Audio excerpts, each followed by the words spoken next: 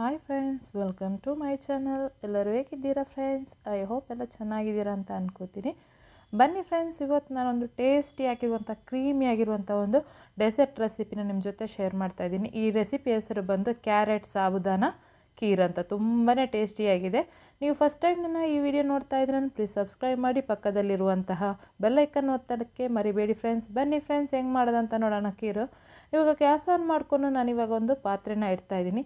ಈ ಪಾತ್ರೆ ಬಿಸಿ ಆದ ನಂತರ ಇದಕ್ಕೆ ನಾನಿವಾಗ ಒಂದು 5ರಿಂದ 6 ಸ್ಪೂನಷ್ಟು ತುಪ್ಪನ ಹಾಕ್ತಾಯಿದ್ದೀನಿ. ಇದನ್ನು ತುಪ್ಪದಲ್ಲೇ ಮಾಡ್ಕೊಳ್ಳಿ, ತುಂಬಾ ಚೆನ್ನಾಗಿ ಬರುತ್ತೆ. ತುಪ್ಪ ಬಿಸಿ ಆದ ನಂತರ ಇದಕ್ಕೆ ನಾನಿವಾಗ ಒಂದು 10ರಿಂದ 12 ಗೋಡಂಬಿನ ಹಾಕ್ಕೊಂಡಿದ್ದೀನಿ. ಹಾಕ್ಕೊಂಡು ಚೆನ್ನಾಗಿ ಇದು ಸ್ವಲ್ಪ ಕಲರ್ ಚೇಂಜ್ ಆಗುವವರೆಗೂ ಇದನ್ನು ಫ್ರೈ ಮಾಡ್ಕೊಳ್ಳಿ. ಇವಾಗ ನಾನು ಒಂದು 4ರಿಂದ 5 ಸ್ಪೂನಷ್ಟು ನಾನಿವಾಗ ಪಂಪ್ಕಿನ್ ಸೀಡ್ಸ್ನ ಹಾಕ್ತಾಯಿದ್ದೀನಿ. ಹಾಕ್ಕೊಂಡು ಇದನ್ನು ಒಂದು ಸ್ವಲ್ಪ ಫ್ರೈ ಮಾಡ್ಕೋಬೇಕು. ಇವಾಗ ಮತ್ತೆ ಆಮೇಲೆ ಅದು ಫ್ರೈ ಆದ ನಂತರ ಇದಕ್ಕೆ ನಾನು ಒಂದು 4 ಸ್ಪೂನಷ್ಟು ಒಣ ದ್ರಾಕ್ಷಿನ ಹಾಕ್ತಾಯಿದ್ದೀನಿ. ಹಾಕ್ಕೊಂಡು ಇದನ್ನು ಫ್ರೈ ಮಾಡ್ಕೊಳ್ಳಿ. ಕಲರ್ ಚೇಂಜ್ ಆಗುವವರೆಗೂ ಇದನ್ನು ಲೋ ಫ್ಲೇಮಲ್ಲಿ ಫ್ರೈ ಮಾಡ್ಕೋಬೇಕು. ಹೈ ಫ್ಲೇಮಲ್ಲಿ ಮಾಡೋಕ್ಕೆ ಹೋಗ್ಬೇಡಿ, ಬ್ಲ್ಯಾಕ್ ಆಗೋಗ್ಬಿಡುತ್ತೆ. ಅದಕ್ಕೆ ಲೋ ಫ್ಲೇಮಲ್ಲಿ ಇದನ್ನು ಚೆನ್ನಾಗಿ ಫ್ರೈ ಮಾಡ್ಕೋಬೇಕು. ಫ್ರೈ ಮಾಡಿದ ನಂತರ ಇದನ್ನೆಲ್ಲ ತೆಗೆದು ಒಂದು ಸಣ್ಣ ಬೌಲಿಗೆ ನಾನಿವಾಗ ಹಾಕಿ ಪಕ್ಕದಲ್ಲಿ ಇಡ್ತಾ ಇದ್ದೀನಿ. ಮತ್ತು ಅದೇ ತುಪ್ಪಗೆ ನಾನಿವಾಗ ತುರಿದಿರುವಂತಹ ಕ್ಯಾರೆಟ್ನ ಹಾಕ್ತಾಯಿದ್ದೀನಿ. 1 ಕಪ್ಪಷ್ಟು ಕ್ಯಾರೆಟ್ನ ತಗೊಂಡು ಇದಕ್ಕೆ ಹಾಕಿ ತುರಿದಿರುವಂಥ ಕ್ಯಾರೆಟ್ನ ಚೆನ್ನಾಗಿ ಫ್ರೈ ಮಾಡ್ಕೋಬೇಕು.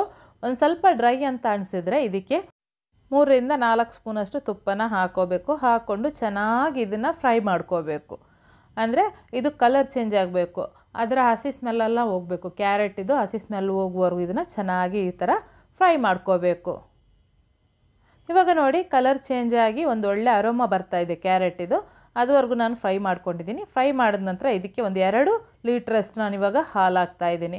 ಹಾಲು ಹಾಕಿ ಚೆನ್ನಾಗಿ ಇದನ್ನು ಮಿಕ್ಸ್ ಮಾಡ್ಕೋಬೇಕು. ಮಿಕ್ಸ್ ಮಾಡಿ ಚೆನ್ನಾಗಿ ಬಾಯ್ಲ್ ಬಂದು ಇದು 2 ಲೀಟ್ರ್ ಹಾಲು 1 ಲೀಟ್ರ್ 1.5 ಲೀಟ್ರಷ್ಟು ಮಾಡ್ಕೋಬೇಕು. ಅದರ ಅರ್ಧದಷ್ಟು ಆದ ನಂತರ ಇದಕ್ಕೆ ಅರ್ಧ ಕಪ್ಪಷ್ಟು ನಾನಿವಾಗ ಸಾಬುದಾನ ತಗೊಂಡಿದ್ದೀನಿ. ನೀವು ದೊಡ್ಡ ಸಾಬುದಾನ ತಗೊಳ್ಳೋದಾದರೆ, ಸಬ್ಬಕ್ಕಿ ತಗೊಳ್ಳೋದಾದರೆ ಅದನ್ನು ನೆನೆ ಹಾಕಬೇಕು. ಈ ಥರ ನೈಲಾನ್ ಸಾಗು ಅಂತ ಬರುತ್ತೆ, ನೈಲಾನ್ ಸಾಗನ್ನ ತಗೊಳ್ಳೋದಾದರೆ ನೀವು ಅವಾಗವಾಗನೇ ಡೈರೆಕ್ಟಾಗಿ ಹಾಲಿಗೆ ಹಾಕ್ಕೋಬೋದು, ಅಂದರೆ ಬೇಗನೆ ಬೇಯುತ್ತೆ. ದೊಡ್ಡ ಸಾಗಾದರೆ ನೀವೊಂದು ಈ ಖೀರು ಮಾಡೋಕ್ಕಿಂತ ಒಂದು 10 ನಿಮಿಷ ಮುಂಚೆ ಇದನ್ನು ನೀವೇನು ಮಾಡಬೇಕು, ನೆನೆ ಹಾಕ್ಕೋಬೇಕು. ಈ ನೈಲಾನ್ ಸಾಗು ನೀವು ನೆನೆಸೋದೇನು ಬೇಕಾಗಿರಲ್ಲ, ಹಂಗೇ ಡೈರೆಕ್ಟಾಗಿ ನೀವು ಹಾಲಿಗೆ ಹಾಕ್ಕೊಂಡು ಬಾಯ್ಲ್ ಮಾಡ್ಕೋಬೋದು. ಇದನ್ನು ನಾನಿವಾಗ ಒಂದು 8ರಿಂದ 9 ನಿಮಿಷ ಇದನ್ನು ಚೆನ್ನಾಗಿ ಕುದಿ ಬರಿಸ್ಬೇಕು. ಅಂದರೆ ನೈಲಾನ್ ಸಾಗು ಚೆನ್ನಾಗಿ ಬೇಯಬೇಕು, ಅದುವರೆಗೂ ಇದನ್ನು ಬೇಯಿಸಿ. ನೋಡಿ, ಇವಾಗ ಸ್ಪೂನ್ ಹಾಕ್ತಾನೆ ಇರಬೇಕು. ಅಂದರೆ ಸಾಗು ಹಾಕಿದ ನಂತರ ಏನಾಗುತ್ತೆ, ಕೆಳಗಡೆ ತಳದಲ್ಲಿ ಇರುತ್ತೆ, ಅದು ತಳ ಹಿಡ್ಕೊಂಡಂಗೆ ಆಗುತ್ತೆ. ಅದಕ್ಕೆ ಸ್ಪೂನ್ ಹಾಕ್ತಾ ಕಂಟಿನ್ಯೂ ಆಗಿ ಸ್ಪೂನ್ ಹಾಕ್ತಾ ಅದನ್ನು ಬೇಯಿಸ್ಕೋಬೇಕು. ಸಬ್ಬಕ್ಕಿ ಬೆಂದ ನಂತರ ಇದಕ್ಕೆ ಏನು ಮಾಡಬೇಕಂದ್ರೆ ಇದಕ್ಕೆ ಒಂದು 2 ಪಿಂಚಷ್ಟು ಸ್ಯಾಫ್ರಾನ್ನ ಹಾಕ್ಕೋಬೇಕು. ಕೇಸರ ಹೂವು ಅಂತ ಬರುತ್ತಲ್ವ, ಕೇಸರ ಹೂವನ್ನ ಒಂದು 2 ಪಿಂಚಷ್ಟು ಹಾಕ್ಕೊಳ್ಳಿ.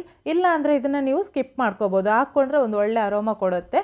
ಹಾಕ್ಕೊಂಡು ಚೆನ್ನಾಗಿ ಇದನ್ನು ಮಿಕ್ಸ್ ಮಾಡ್ಕೊಳ್ಳಿ. ಅಂದರೆ ಅದರದ್ದೇ ಕಲರ್ ಬೀಳುತ್ತೆ. ಎಕ್ಸ್ಟ್ರಾ ನೀವೇನು ಫುಡ್ ಕಲರ್ ಏನೋ ಆ್ಯಡ್ ಮಾಡಬೇಕಾಗಿಲ್ಲ. ಸ್ಯಾಫ್ರಾನ್ ಕಲರ್ ಬರುತ್ತೆ, ಎಲ್ಲೋ ಕಲರು, ಆ ಕಲರ್ ಬಿಡುತ್ತೆ, ಸಾಕಾಗುತ್ತೆ. ಇದಕ್ಕೆ ಚೆನ್ನಾಗಿ ಮಿಕ್ಸ್ ಮಾಡಿದ ನಂತರ ಇದು ಸಾಬುದಾನೆಲ್ಲ ಚೆನ್ನಾಗಿ ಬೆಂದಿದೆ ಆಲ್ಮೋಸ್ಟು.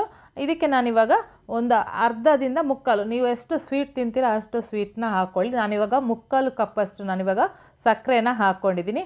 ಆಮೇಲೆ ಇದಕ್ಕೆ ಒಂದು 1/4 ಕಪ್ಪಷ್ಟು ನಾನು ಇವಾಗ ರೋಸ್ ವಾಟರ್ನ ಹಾಕ್ಕೊಂಡಿದ್ದೀನಿ. ಹಾಕ್ಕೊಂಡು ಚೆನ್ನಾಗಿ ಇದನ್ನು ಮಿಕ್ಸ್ ಮಾಡ್ತಾಯಿದ್ದೀನಿ. ಇದು ಚೆನ್ನಾಗಿ ಬೇಯಬೇಕು. ಆಮೇಲೆ ಇದು ಪರ್ಫೆಕ್ಟಾಗಿ ಇವಾಗ ಕರೆಕ್ಟಾಗಿರುವಂತಹ ಥಿಕ್ನೆಸ್ ಬಂದಿದೆ. ಇದಕ್ಕೆ ನಾನು ಆವಾಗಲೇ ಫ್ರೈ ಮಾಡಿರುವಂತಹ ಡ್ರೈ ಫ್ರೂಟ್ಸ್ ಮತ್ತು ಡ್ರೈ ನಟ್ಸ್ ಇದೆಯಲ್ವ, ಅದನ್ನು ನಾನಿವಾಗ ಹಾಕ್ತಾಯಿದ್ದೀನಿ. ಹಾಕ್ಕೊಂಡು ಒಂದು ಸಲ ಚೆನ್ನಾಗಿ ಇದನ್ನು ಮಿಕ್ಸ್ ಮಾಡ್ಕೊಳ್ಳಿ. ಯಾವುದೇ ಕಾರಣಕ್ಕೆ ಸ್ಪೂನು ಹಾಕೋದು ಬಿಡಬೇಡಿ, ಅಂದರೆ ತಳ ಹಿಡ್ಕೊಳ್ಳೋ ಸಾಧ್ಯತೆ ಇರುತ್ತೆ. ಇವಾಗ ಚೆನ್ನಾಗಿ ಮಿಕ್ಸ್ ಮಾಡಿದ ನಂತರ ನೋಡಿ, ಇವಾಗ ಪರ್ಫೆಕ್ಟಾಗಿ ಕ್ರೀಮಿಯಾಗಿ ಬಂದಿದೆ. ಇದಕ್ಕೆ ಲಾಸ್ಟ್ ಕೊನೆಯದಾಗಿ ನಾನಿವಾಗ 1 ಸ್ಪೂನಷ್ಟು 1ರಿಂದ 2 ಸ್ಪೂನಷ್ಟು ಏಲಕ್ಕಿ ಪೌಡ್ರು, ಆಮೇಲೆ 2 ಪಿಂಚಷ್ಟು 1ರಿಂದ 2 ಪಿಂಚಷ್ಟು ಸಾಲ್ಟ್ನ ಹಾಕ್ಕೊಳ್ಳಿ. ಟೇಸ್ಟ್ ಚೆನ್ನಾಗಿ ಕೊಡುತ್ತೆ. ಏನಾದರೂ ಸಕ್ಕರೆ ಜಾಸ್ತಿ ಇದ್ದರೆ ಅದೇನು ಮಾಡುತ್ತೆ, ಬ್ಯಾಲೆನ್ಸ್ ಮಾಡುತ್ತೆ. ಶುಗರು ಕಮ್ಮಿ ಇದ್ರೂ ಕರೆಕ್ಟಾಗಿರುವಂತಹ ನಿಮಗೆ ಟೇಸ್ಟ್ ಕೊಡುತ್ತೆ.